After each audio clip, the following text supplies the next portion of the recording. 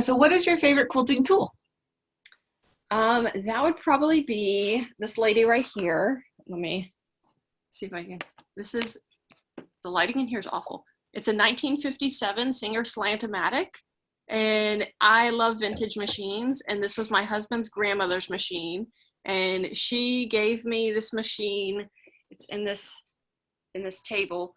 She gave me this machine when her arthritis got so bad that she couldn't sew on it anymore, and her husband gave her that machine as their wedding present in 1957, and she sewed his button down pearl snap shirts, and she sewed her daughter's clothes, and all their home stuff. And she when she said, I'm giving you my machine, and because I think you're really interested in it, and you'll use it. And I just about cried. And it was such an honor to be able to get it. And that machine is the Cadillac of vintage machines because it is a workhorse. It's gear driven instead of belt driven.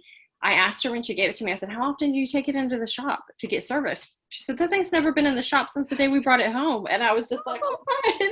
And sure enough, it's one of those machines from that era when I can open every side of it. And the manual shows you how to dust it, how to oil it, how to clean it all out. And so anytime it starts acting up, it's my negligence, and I've got felt rabbits in there, So I got excited. I don't know if you saw how excited I got. I have, I think, either the same machine or a machine very similar. It's awesome. under you right now. I sit my laptop on Okay. it. It's a power horse. Like it is so strong. It was Yes.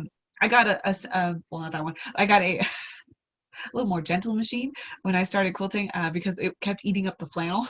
Oh, Kept yeah. pulling it down. So I used a lot of flannel. So that's why I've kind of retired it for now, but it's always my backup, like my go-to backup when this wonderful one Yes. not working. It's the one I bring out. And you're right, it works amazing. All you gotta do is make sure it's oiled and cleaned. Let me show you something real quick that I figured out with it, because it'd been a while since she had sewn on it, so she couldn't remember all of the tips and tricks to tell me. But and you'll definitely have to send me a picture of yours later. The needle plates, so you see how in the center one has a wide spot and one has a little tiny hole. Mm-hmm. The wide one is for doing zigzag, and the one with just a little hole, if you're doing just a straight stitch, that's the one you want because it won't push all the fabric down inside.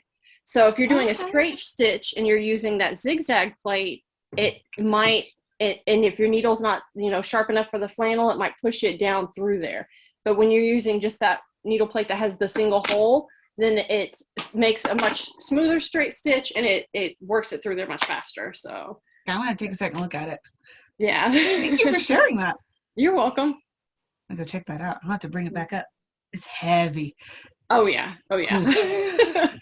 we recently moved this one to the center of the room because I'm a vintage machine. Oh, and this one's surrounded by stuff, but this is a Bel Air 770. It's hard to up close to the camera. Ooh. It's hard. The lighting in here is so weird today because it's overcast, but it's like that robin's egg blue, and it looks like one of those old Cadillac cars because it's all two-tone. It's really cool. A little bit of chrome plating right there. Yes. Yeah. And that one also runs really smooth and really well, and it just needed a new belt when we brought it home. And I brought it home not intending to keep it, and my daughter saw it and she said, when I grow up, can I have that one? And so of course I was like, oh, you can have it now.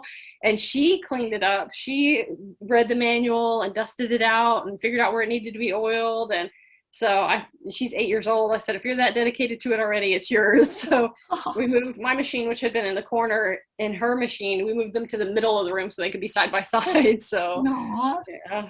That's awesome. So it looks like I'm running a sweatshop in here, but I'm not really. Mine has a belt. I don't think it's gear driven. I think it's belt. Yeah, I think it's a belt. I should get it back out and look. That made me really excited. Yeah, look at it. And if you don't have a manual for it, I can tell you where to find all the Singer manuals on the website. They have PDFs of every model they've ever made just about on there. So okay. Yeah. I know I've Googled it before because I had to do some maintenance on it, but it's been a while. Yeah. Thank you. That was awesome. I totally understand I totally understand people buying newer machines, because a lot of times if you don't have the manual for an older machine, the maintenance can be difficult or challenging, or, you know, it may not do what you want it to do. You know, they're all machines, they do what we tell them to, but sometimes if you have a newer sewing shop that's selling newer machines, it can be easier to learn how to use your machine. And so that's totally understandable.